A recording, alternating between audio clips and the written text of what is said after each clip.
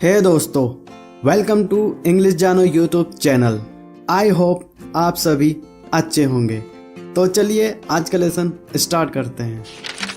आज हम जानेंगे वॉज व टाइम वर्ड के बारे में। इंग्लिश में वॉज वर्ड बहुत ज़्यादा यूज़ होते हैं। ये इस लैंग्वेज के 5 बेसिक रूल्स के बाद सबसे इम्पोर्टेंट रूल है। इससे पहले हम बेसिक रूल्स में इस MR टाइम वर्ड के बारे में जान चुके हैं। वॉज वर्ड टाइम वर्ड इसी का पास्ट रूल है। सो अगर आपका इस MR टाइम वर्ड का लॉजिक क्लियर ना हो तो पहले ये वीडियो ज़रूर देखिए। आइए वॉज वर्ड का लॉजिक समझते हैं। जब भी कोई एक्शन पास्ट टाइम में कंटिन्यू रहता है, एग्जाम्पल खा रहा था, पी रहा था, सो रहा था, जा रहा था, एटसेट्रा, तो ऐसे सेंटेंसेस को बनाने के लिए हमारे पास रूल होता है। Doer plus time word plus action की फर्स्ट फॉर्म प्लस ING। इस रूल को अच्छे से समझ लीजिए। आइए एक बार फिर रिपीट करते हैं। Doer plus time word plus action की फर्स्ट फॉर्म प्लस ING। इस तरह के वाक्यों में टाइम वर्ड के रूप में वॉज वर्ड का यूज होता है। ध्यान रहे, आई, ही, शी, इट या एनी सिंगुलर के साथ वॉज और यू या एनी प्लूरल के साथ वर्ड का यूज होता है। अब हमारे पास रूल है, टाइम वर्ड है, तो देर किस बात की, आइए पहला सेंटेंस बनाते हैं। मैं सीढ़ियाँ चढ़ रहा था। अब इंग्लिश में सीढ़ियाँ चढ़ने के लिए क्लाइंब स्टेयर्स यूज होता है, तो हमारा सेंटेंस हो जाएगा डूअर यानी आई, टाइम वर्ड यानी वॉज, क्योंकि आई के साथ वॉज यूज होता है। Action climb stairs. अब एक्शन में ING जोड़ देंगे तो हमारा सेंटेंस हो जाएगा आई वॉज क्लाइंबिंग स्टेयर्स। हमारा सेंटेंस रेडी हो गया। अब नेगेटिव वाक्य बनाते हैं। लॉजिक, नेगेटिव वाक्य बनाते समय टाइम वर्ड के बाद नोट जोड़ देते हैं, तो हमारा वाक्य हो जाएगा डूअर यानी आई, टाइम वर्ड यानी वॉज एंड टाइम वर्ड के बाद not and action plus ING यानी क्लाइंबिंग स्टेयर्स। हमारा नेगेटिव भी रेडी हो गया। इसी तरह से क्वेश्चन बनाना सीखते हैं। लॉजिक, क्वेश्चन बनाते समय टाइम वर्ड सबसे पहले यानी डूअर के भी पहले आता है। आइए हमारा वाक्य देखते हैं। क्या तुम सीढ़ियाँ चढ़ रहे थे? अब हमारा डूअर है यू, तो टाइम वर्ड हो जाएगा वर एंड एक्शन की फर्स्ट फॉर्म प्लस ING यानी क्लाइंबिंग स्टेयर्स। हमारा क्वेश्चन भी रेडी हो गया। आइए एक और वाक्य देखते हैं। बच्चे पार्क में रो रहे थे।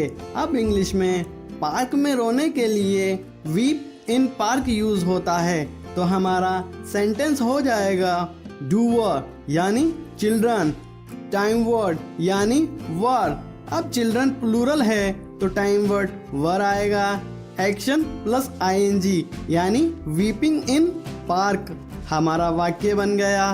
नेगेटिव वाक्य बनाते हैं। बच्चे पार्क में नहीं रो रहे थे। डूअर यानी चिल्ड्रन, टाइम वर्ड यानी वर एंड टाइम वर्ड के बाद नोट जोड़ देते हैं एंड एक्शन प्लस ING यानी वीपिंग इन पार्क। हमारा नेगेटिव भी बन गया।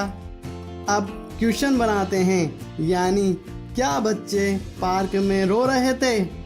तो हमारा वाक्य हो जाएगा टाइम वर्ड यानी वर, डूअर यानी चिल्ड्रन, एक्शन प्लस ING यानी वीपिंग इन पार्क। हमारा क्वेश्चन भी बन गया। है ना दोस्तों, बहुत आसान। अब हमने सिंपल, नेगेटिव एंड क्वेश्चन के सेंटेंसेस बनाना सीख लिया है, तो आइए एक छोटी सी एक्सरसाइज करते हैं कन्वर्सेशन के रूप में। एग्जाम्पल, क्या तुम गीत गा रहे थे?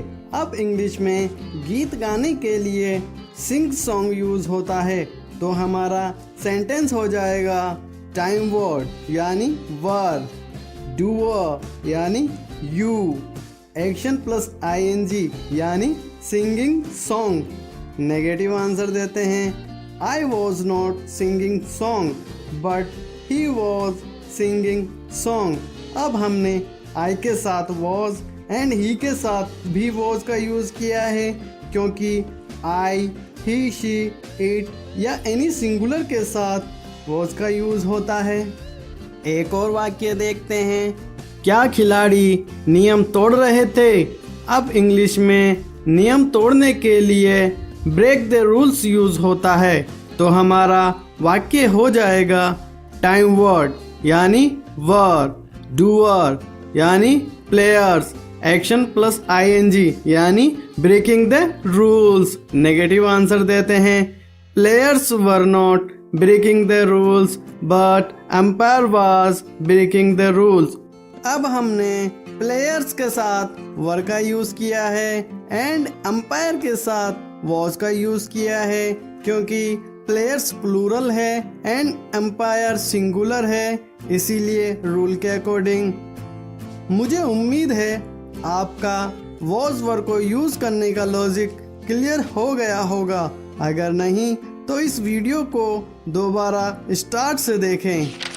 नाउ टू एंड, अगर आप नए हैं एंड हमारे वीडियोस को कभी मिस नहीं करना चाहते तो इस चैनल को सब्सक्राइब करें एंड सब्सक्राइब करने के बाद बेल आइकन पर ज़रूर क्लिक करें।